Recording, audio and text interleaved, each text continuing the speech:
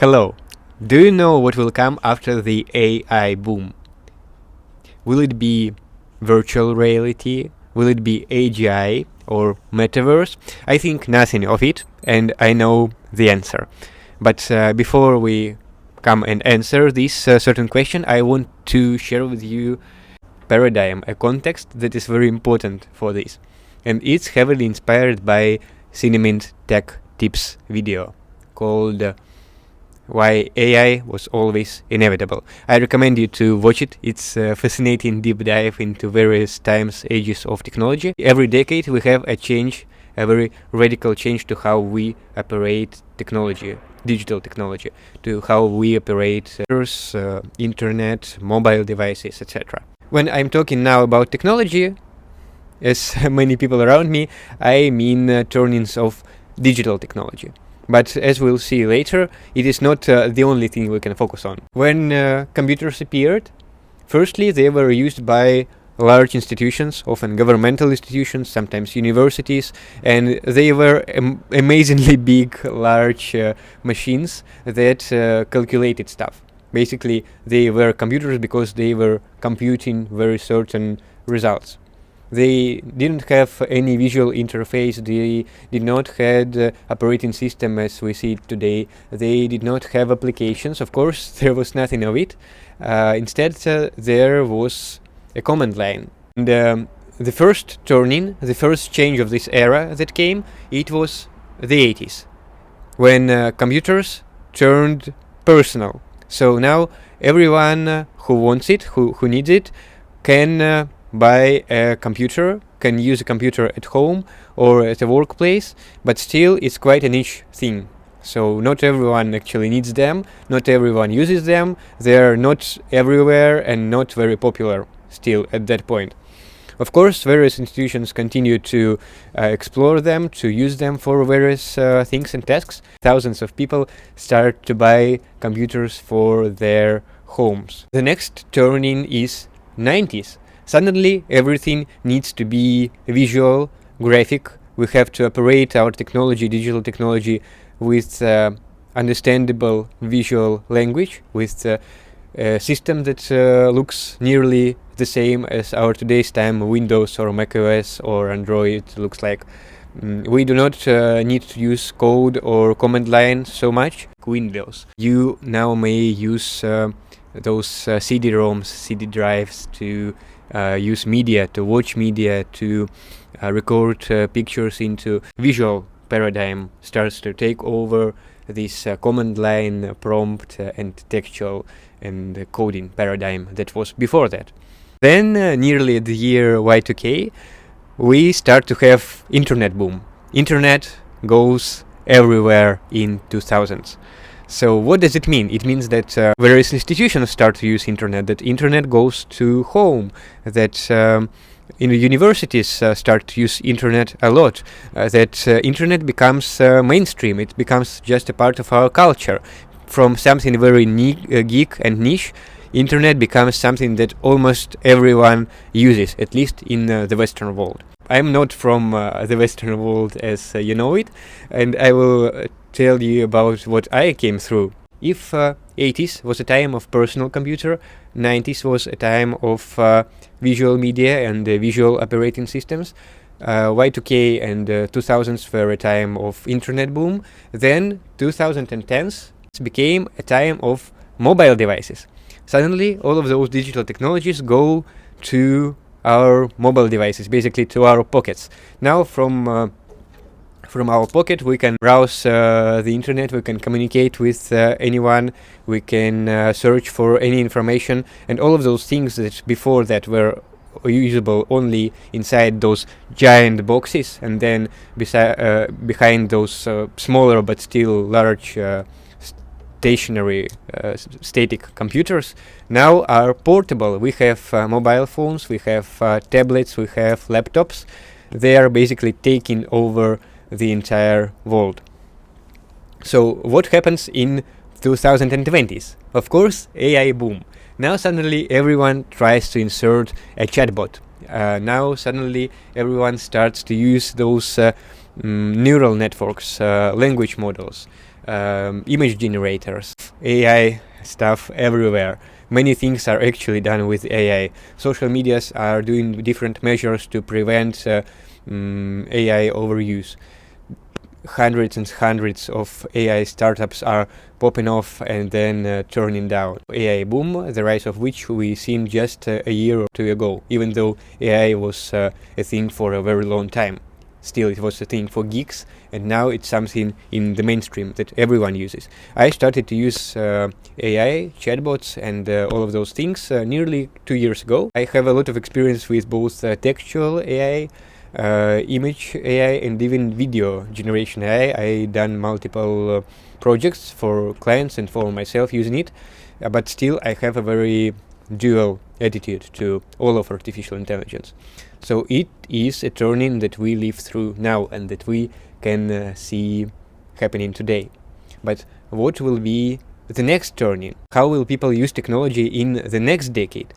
It's a question that interests me a lot, and I really seem to have a kind of an answer. You should subscribe to see this amazing stuff, especially for those who are interested in how different technologies work. All of those paradigms were connected to digital technology itself, and we as humans have thousands and thousands of years of developing various technologies.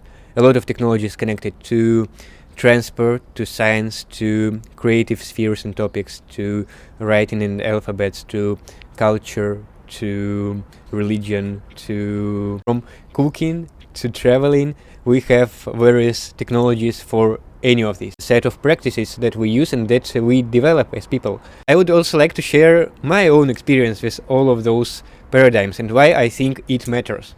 So I was born in 1999, and in the country that I was born in, it's Belarus, we still didn't have internet all over the place. We had internet only in selected households. Growing as a child, I did have this large clunky computer in my home. It was my granddad's computer that he used for writing books, writing articles, etc. But we did not have internet for a long time. The first internet that I got at home was somewhere at 2007, I guess. And that was via this 3G modem. It was, for me, a change of paradigm. It was this end of 2000s. So I seen a time before the internet, then I seen a time with the internet. So those CD drives, those DVD drives, they were changed slowly to the web, to social medias, to different web platforms. And I started to explore them, and I started to create YouTube videos when I was 13, basically. I started to play a lot of games that are in the web, like Flash games. I started to explore different social media websites. I created my first blog when I was 13, again. 13. I started to use Twitter and to connect with different other creatives when I was 14. And for me, that was a real change in how I live my everyday life. But the next change came when suddenly all over me, people started to use mobile phones and smartphones. So someone in the class brought this iPhone 4, then iPad, then iPod Touch, then a various large amount of Android phones, and I got my first smartphone. And it also was a very distinct change, both in ways how I learn and how I study, in how I do creative stuff, in how I spend time, in how I play games, etc., etc. It changed everything, most of what I do in everyday life besides just sitting in school and studying, and even that was also changed forever. So I've seen those three paradigms, and this fourth turning just happened a couple of years ago, and I was there from the very start, unlike those previous turnings. It's very interesting. What is your experience, and when did you get your first computer or your first smartphone? When did you firstly access the web? You may share a comment, it would be very interesting to read. As time passes, I started to notice more and more problems connected to it, not just in my personal life, but all around me. So being in a community of creative people, of creatives, I started to notice about how everyone suddenly hates their tech, their phone, how suddenly everyone seems to procrastinate because they have too much tools, too much social medias, too much scrolling, too much applications. And it was quite a disturbing moment when I understood that yes, I literally now spend 10 hours on all of those platforms doing sometimes work, sometimes literally like creative things, but not really so creative. For me, it was like in 2021, and it was a very dull time. Again, it was like pandemics, and there was not much thing to do outside, but a lot of things to do on the web. But the web got progressively more and more and more dull, more and more problematic. Since the beginning of 20s, I see all over me how people are turning away from their smartphones, how people are saying that they are dependent on it, how you often say that you dislike using smartphones or social medias too often. I hosted a series of events on similar topics where a lot of people came and actually said to me that they are sick of using phones and technology and internet too much. They are sick of waking up and scrolling. And we actually try to find various solutions to that. But the key thing here is that we have hundreds and hundreds and hundreds of years of technology development before us. The last 40 years, we have a lot of digital technology, and we start to associate technology only with digital technology, and we start to have more and more problems with it. Why were computers created? Because they helped us to do things, they helped us to solve tasks, they helped us to calculate, to explore the world, to do various amazing things. And until a very recent time, it seemed that yes, a computer still serves this function. Until the very recent time, it seemed that yeah, computers are really aiding us and helping us in various things. And now it seems that they are stopping us from doing many things. We try to search for various tools, we procrastinate on social medias, we scroll, and this way a lot of stuff is not done. That way a lot of time is just wasted. Have any time, any life forces and energy and will to do any other stuff that you actually care about. So what will change it? Because when time passes, this problem becomes more and more certain, more and more obvious, and we as people need to do something to change that. For decades, computers actually helped us to do things, to do various tasks faster, easier, and to, of course, replace many of inefficient things with just clicking a couple of times. Technology, AI, computers, and especially social media are taking a lot of our efficiency just from us. People in my communities, people who are close to me, really care about, and that we try to solve now. For me, the next turning, the next paradigm change is with physical and analog technologies and creative techniques that are applied with all the other tech that we developed over those millennia.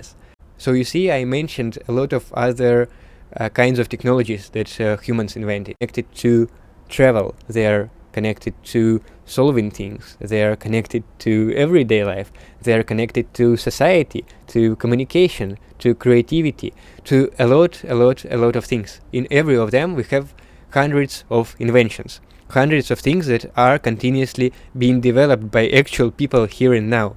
But instead of looking at it, many of us center around digital technology still, even though it's not the only technology that makes changes, that helps a lot. I'll tell you how I see it. I'm an artist and inventor. I also invent technologies. Every day I invent different applications that I use. All of them are on paper, and all of them work on any pen and paper. And that is what me and people around me just do, inventing things, inventing creative techniques to solve both everyday tasks that we have from from where should we go, what to do in our town, how to spend time, to managing finances, managing plans and calendars, to developing ideas and coming from ideas to very certain results, because it's also a thing in creative communities that you know how to create ideas but you don't know how to connect it with results. I have a whole system that is called OUT, and it's centered around helping creatives to do different stuff. Do visual art. I'm opening a large exhibition this November that shows a lot of texts from all over the world that are remade, rewritten into visual images. So I take any text that I love and I just turn it into a visual image letter after letter. It is called Versinforms, and I love to explore it. It's also like a tool for me to communicate with people, because I often do it in public places, to share a new dimension of culture, of poetry, and of all the things that matter to me as well. So I talk about this perspective of inventing different creatives and everyday life techniques, and from perspective of art. So maybe I'm still missing something. Maybe you can also suggest some useful things. Maybe you have any other ideas to share here as well. So the further and further we go with those generation changes, with those changes of eras, of paradigms, the more problems we encounter with the state of our digital technology, the less efficient it becomes, and the more difficult complications does it give us. That's why I guess the next turning will be about balancing out those digital technologies and all of the other technologies that humans have developed all over those hundreds and thousands of years. Do you agree with it, or do you completely disagree? Please write your comment and share your experience of how you met those generations of digital technology. What kind of problems have you had with technology overall? I reply to any comment of yours. I am an artist and inventor. For more than 10 years, I've been mostly doing videos and films, and I have a film production here, and doing a lot of projects constantly. But for those years I'm working with it, I also learned a lot of different creative techniques and ways to do things, both to develop ideas, to get from ideas to certain results, to solve everyday tasks in more creative and fun ways that are also completely offline. Now it seems a lot of this experience and knowledge is more and more needed to people who are constantly behind the screens and constantly scrolling. Now I have a series of meetings here in this city with a lot of people who are interested how to solve it. And it seems that I develop whole system that helps to do things not only offline, but in a more efficient and interesting way as well. It helps at first creatives, but also any other people who want to solve tasks in a very different, fresh and curious way. So I do this, and I do a lot of visual arts that are based on calligraphy. It is a calligraphy style that I talk about, that I developed, is called Versinforms, from verse and form, because those are literally verses, poems, texts in a visual form. So like whole of this image is a poem that was written letter by letter by letter, and then I got a visual form. I develop it further and further. It's also a kind of a technology that is often very practical. So thank you that you watched this video till the very end. Share your thoughts, click that link, and I'll see you in the next video. Goodbye.